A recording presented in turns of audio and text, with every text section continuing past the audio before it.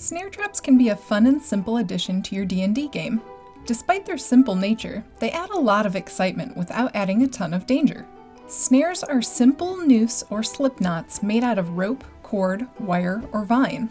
When a creature steps into the loop, they become ensnared by pulling away from it, tightening the loop around their foot, and becoming unable to escape without first loosening the snare. This works really well on animals because they often don't have the means to loosen the knot and simply cannot escape. Snares are usually a big problem for creatures without opposable thumbs, but humanoids can often get themselves out of simple snares. But that doesn't mean that the snare traps aren't effective in other ways. The most common large improvement on the snare trap is to add some sort of driving mechanic to it that will tighten the snare once triggered. In some cases, you will even have snares that will hoist their victims off the ground, making the trap much harder to escape.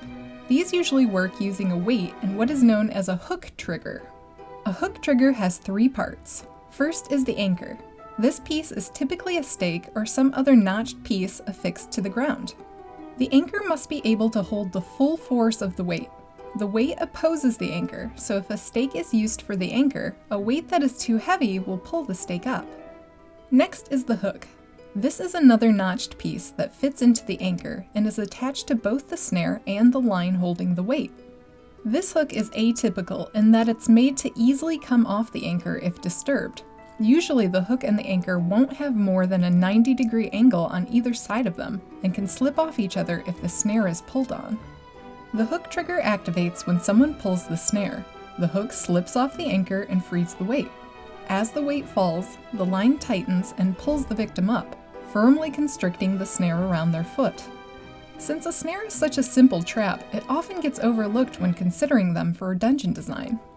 Typically, snares are something you consider in a forest or other areas where they can be easily concealed with vines and leaves. Regardless of classic tropes though, snares can still play an active role in dungeons as well. Using thin, metal cords can make them harder to detect in a dark dungeon. Hooks and weights can be concealed in stonework. Let's consider some combinations. Our first trap will use snares and bells. Combining a snare trap with an alarm makes for a fun challenge right away.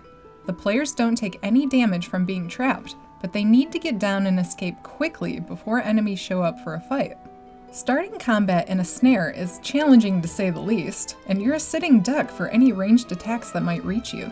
This can serve to increase tension in scenarios where players are trying to avoid combat.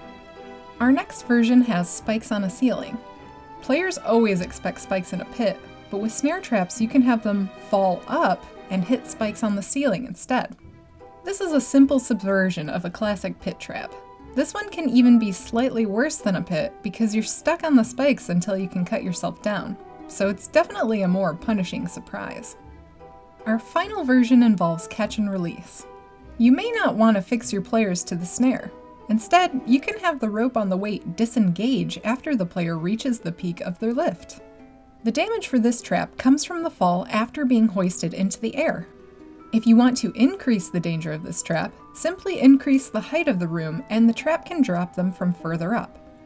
These traps are simple and not too punishing for your players. A snare makes a lot of sense in dungeon design and does what most traps miss. It actually traps the player in the literal sense of the word. Try putting snare traps in your next session and hoist your heroes to new heights. Let us know in the comments if you use similar traps in your games. If you're interested in more trap ideas, check out our other videos. You can find more resources at masterthedungeon.com. If you liked this video, please like and subscribe or consider supporting us on Patreon. Happy DMing!